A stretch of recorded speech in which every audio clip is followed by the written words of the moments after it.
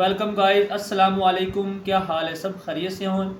और मैं हूं मोहम्मद तैयब और मैं मोहम्मद ताहिर। और हमारे यूट्यूब चैनल पर आपका स्वागत है। तो गाइस, आज हम असदुद्दीन अवैसी की बातें सुनेंगे, उस पर रिएक्ट करेंगे।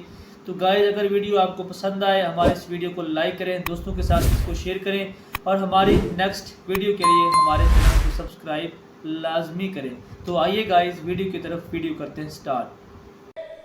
वो जो बंबई में वो बड़ा दौलतमंद है ना, जिसकी औलाद की शादी के चर्चे पूरी दुनिया में चले, उसके ताल्लुक से 2013 में मैंने नाम लेकर कहा, उसका पार्लियामेंट में तकरीर है, वो आगा खानियों का यतीम खाना था।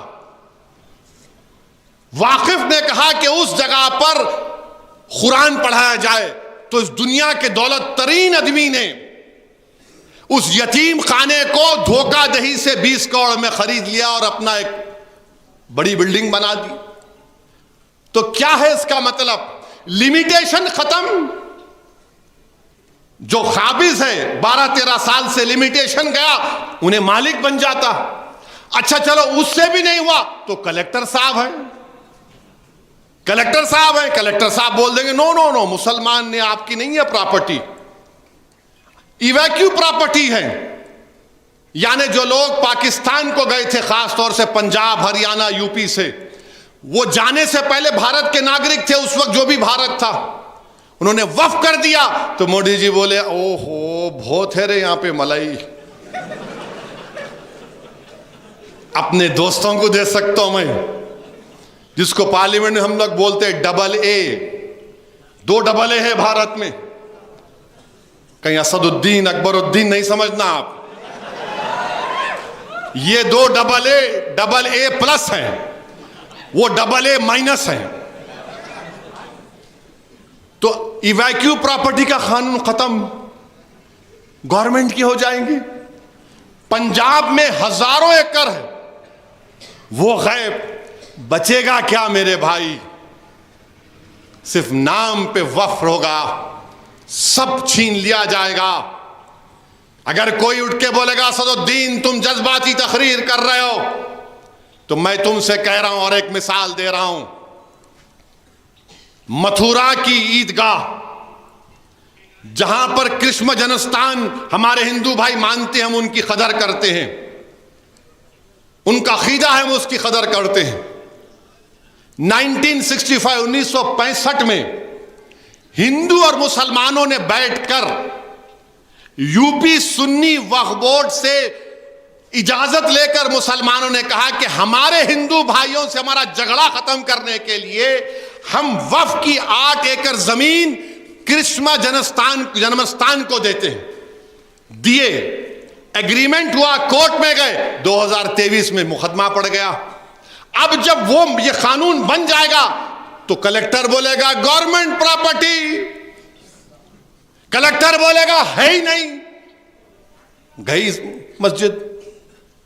और जैसा कि हमने सुना कि आरएसएस की जहनियत रखने वाले लोग भारत के कई मसाजिद को कहते हैं कि वो मस्जिदें नहीं थीं। फिर उत्तराखंड में यकसा सिविल कोड उस रियासत में लाया गया। हर तरीके से हमको घेर रहे हैं। एक मुसलमान इनके पास एमपी नहीं है, इनके अलायंस में नहीं है, ना इन्होंने टिकट दिए नरेंद्र मोदी, मगर आज आप आके बोल रहे हैं कि मैं वक्फ की जायदाद को अच्छा करना चाहूंगा। मेरे भाई, ये हमारी शरीयत में मदाखलत है।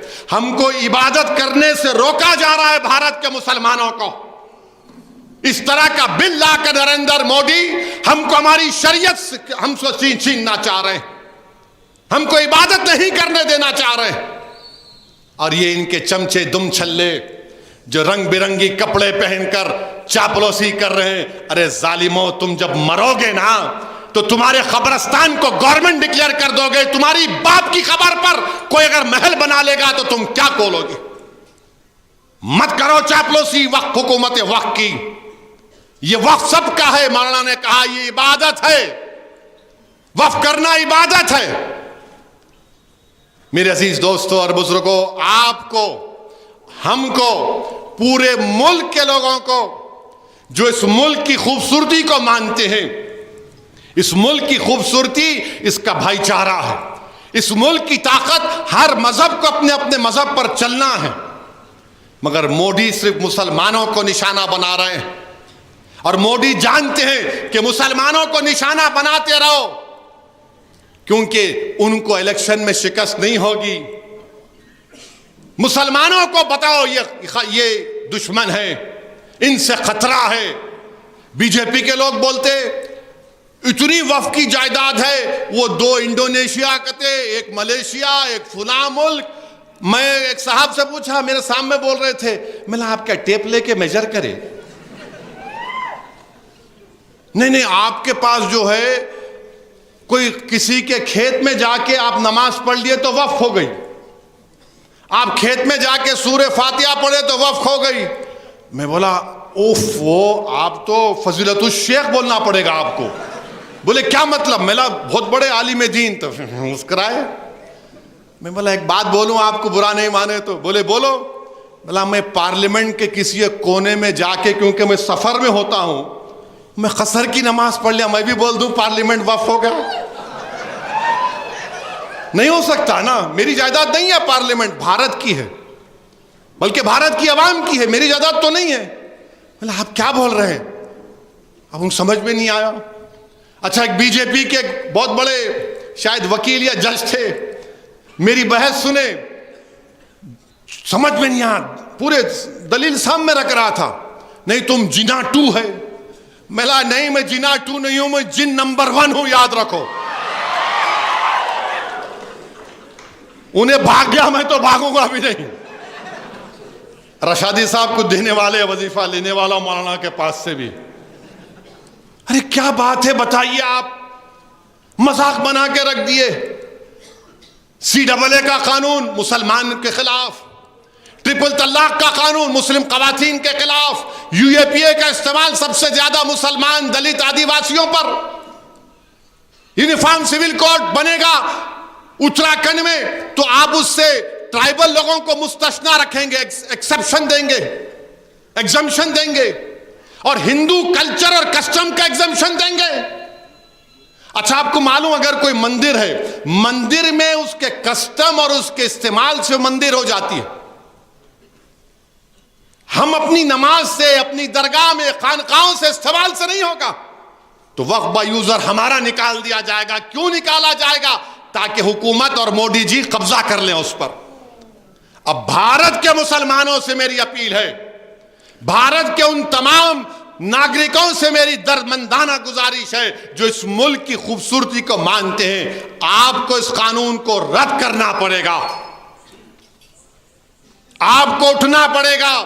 बल्कि मैं तो भारत के तमाम मसाजिद के इमामों से अपील कर रहा हूं, आप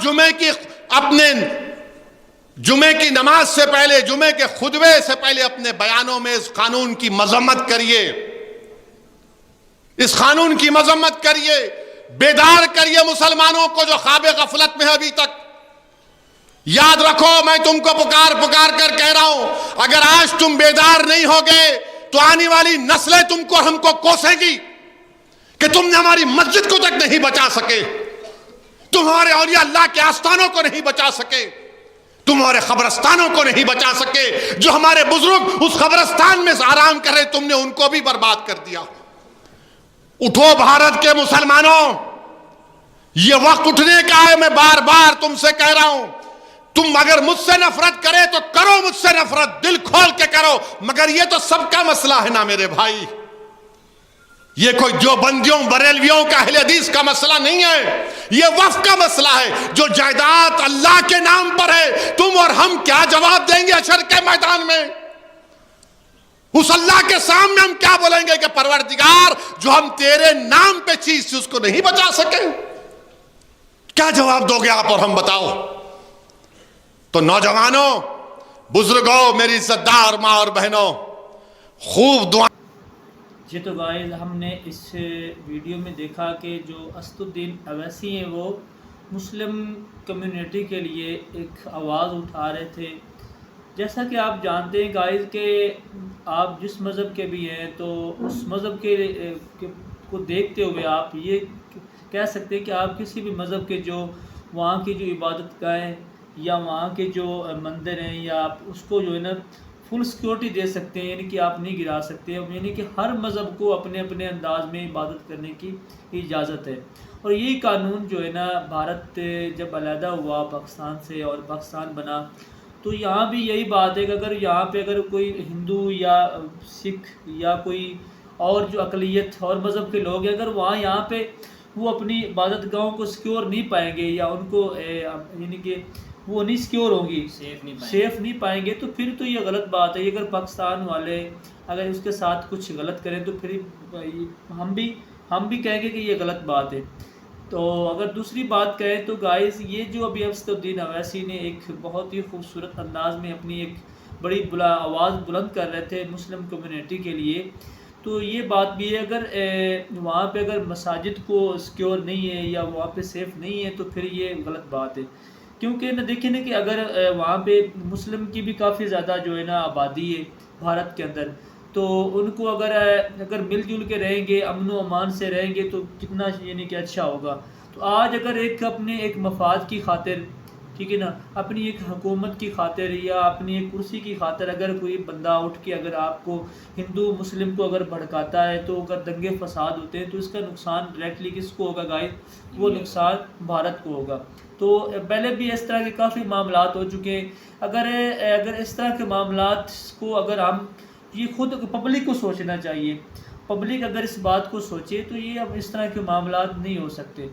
अगर पब्लिक उनके पीछे लग जाए, वो तो सिर्फ अपनी इक़्तिदार की खातिर पब्लिक को भड़काते हैं, ठीक है ना, आप इस तरह करो, आप वो करो, मुस्लिम हिंदू पब्लिक को दंगे फसाद चाहिए ना। जैसे कि यार वो पहले ज़माने में होता था कि बंटवारे से पहले वो उनकी ईद होती थी तो हिंदू बिरादरी उनके साथ होती थी, उनका कोई फेस्टिवल होता था, त्यौहार आज भी हम काफ़ी यानी कि सुनते आ रहे हैं हम काफ़ी कि भारत के अंदर तो ऐसी बात ही नहीं है। अगर वहाँ पे कोई मुस्लिम है तो वो बड़े यानी कि अमन और शांति से रह रहे हैं, और अगर कोई सिख यहाँ पे वो भी अमन और शांति से रह रहे हैं, या कोई हिंदू है, ईसाई है, यानी कि जो भी मज़हब के लोग हैं वो सारे अमन और शांति से रह रहे हैं। तो अगर अब ये जो एक नया ट्रेंड चल रहा है, ये जो नई बात अब हमने सुनी है, तो ये तो बहुत गलत बात है। तो इससे क्या होगा, सारा जो है ना नुकसान भारत का होगा और सुकून जो है ना भारत का बर्बाद होगा। अगर कोई दंगे फसाद होंगे, लड़ाई झगड़े होंगे, तो इस तरह के मामला जो है ना बढ़ेंगे। अगर वोटिंग की खातिर अगर कोई बंदा कर रहा है तो गाइस गलत कर रहा है। तो ये तो खुद पब्लिक को सोचना चाहिए कि हमने किस तरह इसको हमने बचना है इससे, और किसी की बात में नहीं आना।